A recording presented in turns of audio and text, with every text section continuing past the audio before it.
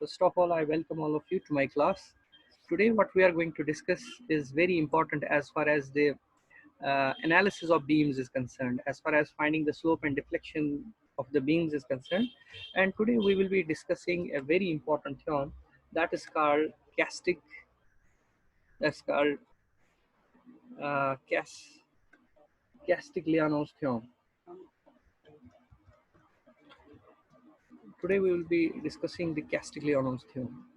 As far as the Castigliano's theorem is concerned, like we discussed it in the previous class, we were talking about the virtual work method, and today we will be talking about the Castigliano's theorem. Both these methods, whether it's virtual work method or it's Castigliano's theorem, they too fall under a category of methods what are actually called as the energy methods.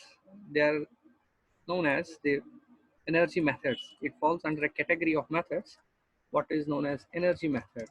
Okay. First of all, my approach towards Castigliano's theorem will be first making you understand how to work with the Castigliano's theorem, how to use the theorem to find the slope and deflection of the beam at the given points. Then after making you comfortable with the application of this theorem, we will be going to the basis of this theorem, the mathematical basis of this theorem. Why this theorem? Okay, why the expressions? Like we have used a few expressions in the virtual work method. We have to justify them. Why we are using these expressions? What is the origin of these expressions? Okay, so my way of going through these energy methods will be first making students comfortable in using the expressions, and later on giving them the mathematical basis of Castigliano's theorem, virtual work method, or what we call as what is coming up is the Maxwell's reciprocal law, so on and so forth. Okay, so as far as today's topic is concerned, today we are talking about the Castigliano's theorem.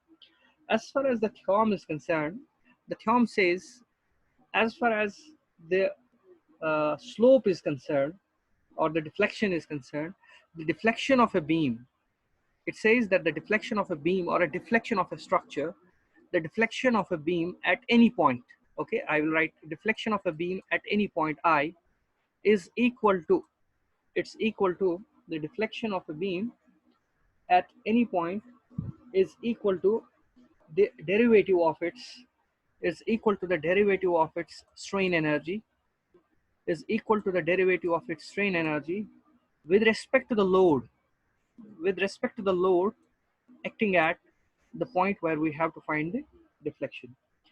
And it says the slope of the beam, the slope of the beam at any point I is given by the derivative of the strain energy, that is del u, u is strain energy, derivative of the strain energy with respect to the moment acting at the point where we are finding the slope. Okay, what the theorem actually says, let's take an example of a beam. Let's say we have a beam, and let's suppose the beam is simply supported. Let's suppose the beam is simply supported, and the beam is subjected to the load. Let's suppose it is subjected to the load at point C. We'll call this as point A. We call this as point B. This is point C. Let's suppose it's subject to load P. Okay. If we are asked what is the, because of the load P, the beam essentially deflects, and its deflection curve is essentially like this. Okay. If we are asked what is the value of the deflection, what is the value of the deflection at point C? What is the value of the deflection at point C? If we have to find the deflection of the beam at point C using the Castigliano's theorem, then the theorem says, first of all, calculate the strain energy of the beam. Calculate the expression for the strain energy of the beam. Calculate the expression for the strain energy of the beam. Once you calculate the expression for the strain energy of the beam, then take the derivative of the strain energy, take the derivative of the strain energy, take the derivative of the strain energy with respect to the load P, del U by del P.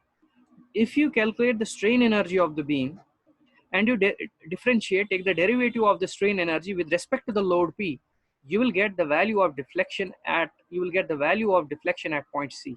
Okay, because you are taking the derivative of the strain energy of the beam. Okay, with respect to the load acting at point C. That gives you the deflection at point C. In the same way, if instead of load acting at point C, let's suppose we have a moment acting at point C. Okay, if you have a moment acting at point C, let's call that moment as MC. Calculate the strain energy of the beam, then take the derivative of del U by del MC will give you the slope of the curve at slope of the deflection curve at point C. This is what the Castigliano's theorem says. First of all, try to understand. As far as the methods are concerned, the methods are based on the derivative of the strain energy. So we are coming across a new term right now. That's what we call as the strain energy. We're coming across a term, what we call as the strain energy. As far as the strain energy is concerned, I simply said at the beginning that Castigliano's theorem is one of the methods, what you call as the energy method. It's one of the energy methods. So whether you are working with the virtual work method, work is energy, whether you are working with the Castigliano's theorem, you are essentially playing with the energy of the system. Okay, you're taking the energy of the system into consideration. And what is strain energy? We'll have a threadbare discussion about the strain energy later on, what we actually mean by the strain energy of the beam. Right now, I can say whenever we are actually applying loads on the beams, the beam undergoes the deflection. Not only the beams, any structure we have in hand, whenever we apply the load on it, it does undergo the deflection. Okay, so loads are responsible for the movement of different points of the beam. So different points of the beam are being translated. Okay, so some amount of work is done by the external deforming forces. The external deforming forces do some work in causing the deformation in the beam, okay, because the movement of the points of the beam is not possible without there being some sort of force acting on it. So these deforming forces are causing the translation or are causing the rotation of different points of the beam. So it means that some amount of work is done by the external forces in causing the beam to deflect, and we call that work which is done by the external forces in deforming the beam. We say that amount of energy is stored in the beam, and that energy is called the strain energy. Okay, because beams are definitely under the influence of the strain energy. There is strain energy, there is the strain in the beams, because at any section of the beam you do have the normal stress or the shear stress, which you find with the help of the fluxural formulas. Okay, and with the help of Hooke's law, stress is directly proportional to the strain. Once we have some value of the stress, we do have the value of the strain as well. So it means the different points of the beam are being subjected to the translation or rotation by the forces or the moments, and the work which is done by these forces and the moments is being stored in the beam in the form of the energy, what's known as the strain energy. And for the beam, the expression for the strain energy, because I said that we'll have a discussion on the strain energy later on, because right now we are using the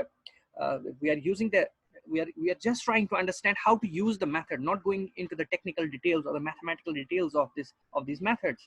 So as far as the strain energy is concerned, for a beam, the expression for the strain energy is the total strain energy of a beam is given by the expression U is equal to integral 0 to L m by 2 I. We'll be deriving this expression later on. M by 2 EI dx. M by 2 EI dx. This is the expression for the strain energy of the beam. The strain energy of the beam is given by the expression integral 0 to L, bending moment in the beam, divided by 2 times fluxural rigidity, and integral with respect to the axis. This is the expression for the strain energy. And if you differentiate this strain energy with respect to the load acting at any point of the beam, that will give you the deflection of the beam at that very point. Okay, and if you differentiate this strain energy expression with respect to the moment at any point on the beam, that will give you the slope of the deflection curve at that very point. So remember this expression for the strain energy, which I am repeatedly saying that its mathematical basis will be introduced to you, but before we need to make you understand how we actually use these methods. These are actually the two parts of two parts in which the methods are derived. First of all, we are actually talking about how we use the methods, then giving the mathematical basis. Or sometimes, like the books say, they first of all give you the mathematical basis, then help you in understanding the method. But in these online classes, I believe teaching the methods first, and then making you understand the mathematical basis will be very helpful for the students. Now let me apply this Castigliano's theorem. Whatever I am saying, let me see how this Castigliano theorem actually works. Okay, let's suppose we again take an example of a cantilever beam. Let's suppose we have a cantilever beam.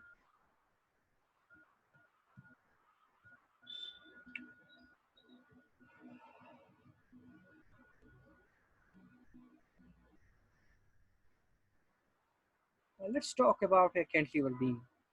We have a cantilever beam, okay, and it's fixed here, one end. Let's call this end as end A, okay, and let's call this end as end B, okay. Let's say the total length of this canty is, say for example, L. The total length of this canty is L. We say it's L, okay, and the load is being applied at the free end of the beam. Let's say the load P is being applied, okay, like the previous example we had, which we did with the help of the unit method.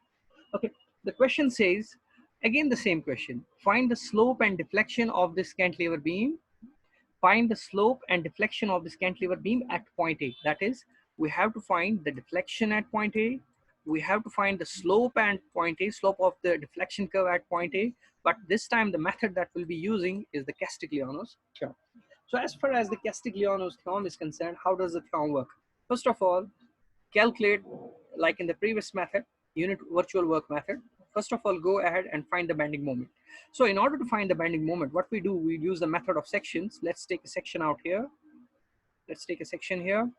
And let's say the section is being taken at a distance X from this end, okay? So on this section, we assume let the shear force be V and let the bending moment be M. This bending moment we have to find, okay? So let's take the moments about an axis passing through this very point, okay? As we take the moments about an axis passing through this point, we have the anti-clockwise moment M.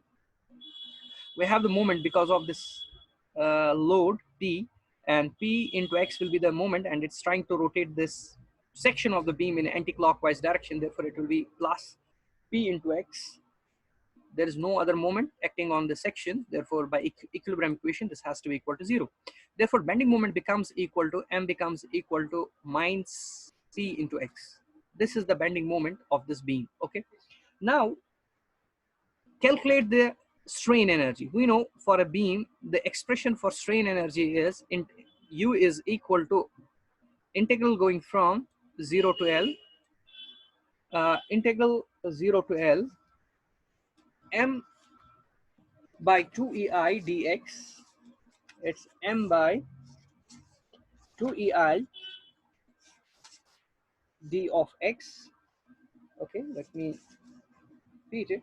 The strain energy expression is, it's M squared by 2EI dx. It's M squared by 2EI dx is the expression for the strain energy. Okay, M squared 2 times EI dx. This is the expression for the strain energy.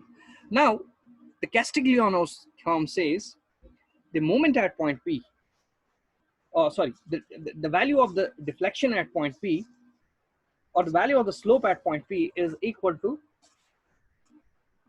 the value of slope at point A, or okay, the value of, let me talk about deflection first. Okay, the value of deflection at point A, the value of deflection at point A is equal to the derivative of the strain energy with respect to the load acting at point A, that is P, that is del U by del P.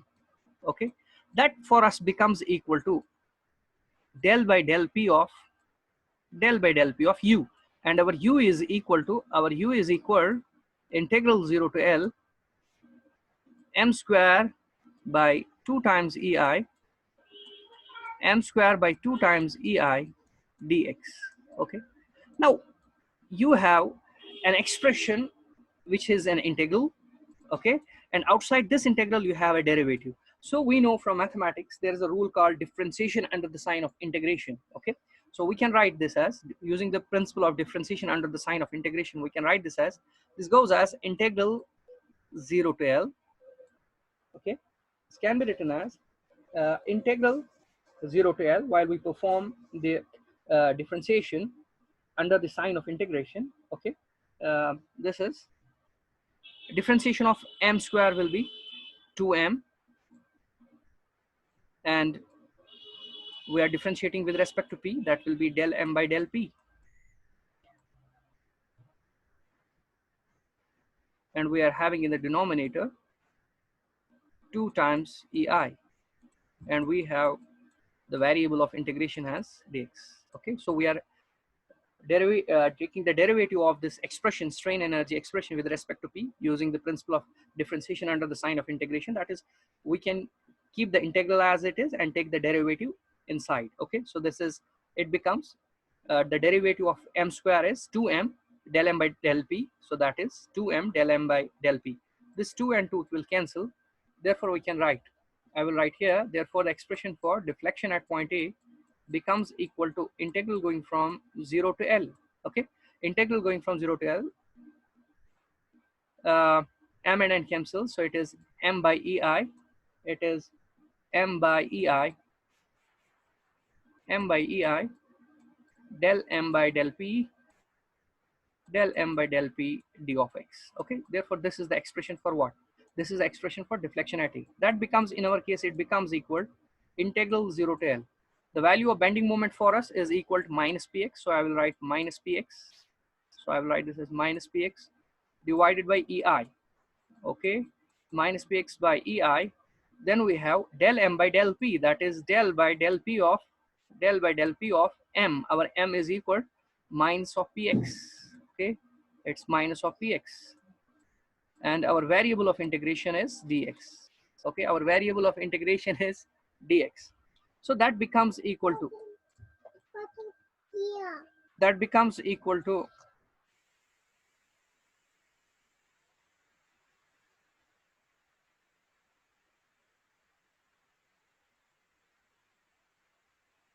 that becomes equal to integral going from 0 to L, that is minus and minus will be plus, it is p of x by ei, p of x by ei, and look, del p by del x, p will come out, del it becomes equal to x, del p uh, del del p of x will become equal to x, so it will be here, will be having an expression of x square here, and the variable of integration is dx.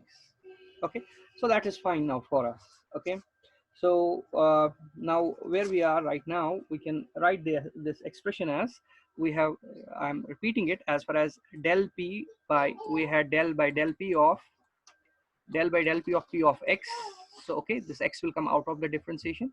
Del by del p of p is equal to 1. Therefore we are writing this as, this expression is equal x into x is x square. Therefore it becomes, p is constant, it will come out of integration, so p by ei, we have p by ei, integral x square dx is x cube by 3 going from 0 to L. Okay, x cube by 3 going from 0 to L. Therefore the value of the deflection will come out equal, as you can check it. You will get the same expression for the deflection as you have obtained for using the virtual work method.